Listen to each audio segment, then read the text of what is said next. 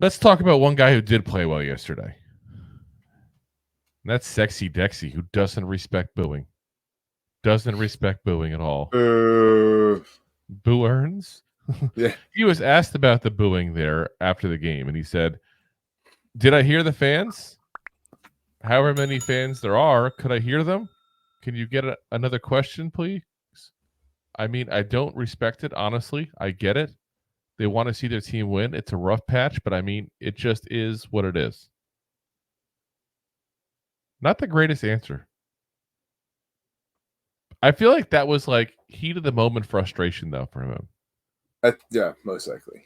Like, that's what I feel like. And I know a lot of people are jumping down his throat and everything for this. Like, oh, that's horrible. Why would you say that? Blah, blah, blah.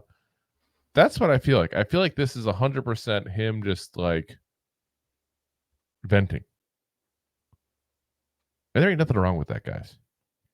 That man works his tail off. You don't be as good as he is without working your tail off. And let's think about it this way, guys. He's in his prime right now. And this is what it's being wasted on. And I'm saying honestly, it's being wasted his prime. Imagine you were him. Like, you are doing the best you're going to play ever. You are one of the best defenders in the entire NFL. And you got to watch that yesterday. Probably going to be a little frustrated.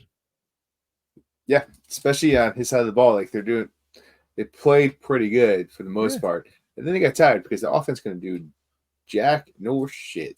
And they only gave up 21 points. Like, don't get me wrong. Like, everybody's harping on the fact that Sam Darnold started off with 13 of 14 in the first half or whatever. Something like that. It was like 9 straight. Or it wasn't like he was, Carr against the Panthers. Like, they weren't putting up 33 points against the first half. They only gave up 21 points. And granted, the Vikings also put their foot off the gas a little bit too as well. But it wasn't like the defense was the bigger problem. So I can get his frustration.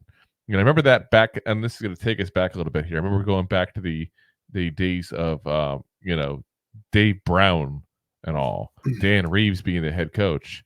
And one of the first things Jim Fossil did when he became head coach was he mixed up the offense and the defense in the locker room because he said there was a big rift between those two sides because of how bad the offense was compared to the defense. Now, I don't think it's to that extent. I just don't think that at all.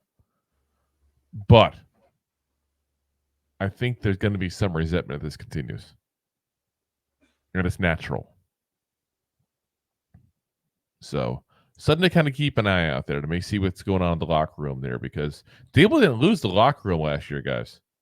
If he loses the locker room, if he loses that locker room this year, it's a different situation than we were in last year, guys. That's a totally different situation. So, hopefully, again, just bad game, just him being frustrated at that point. He didn't go nearly at the fault of like an Evan Neal and flipping out at the fans like that. He just didn't like it. And I think, who would like being booed? Would you like being booed? I would like being booed. Yep. And sometimes when things like that happen and you were asked to react to it minutes later, you might not give the best answer. You might not give the best answer, guys. So, if you like that clip, then you will love the full episodes too. Find us on your favorite podcast app and look for us on all your favorite social media platforms. Thanks so much. Please, I'm begging you. Please subscribe.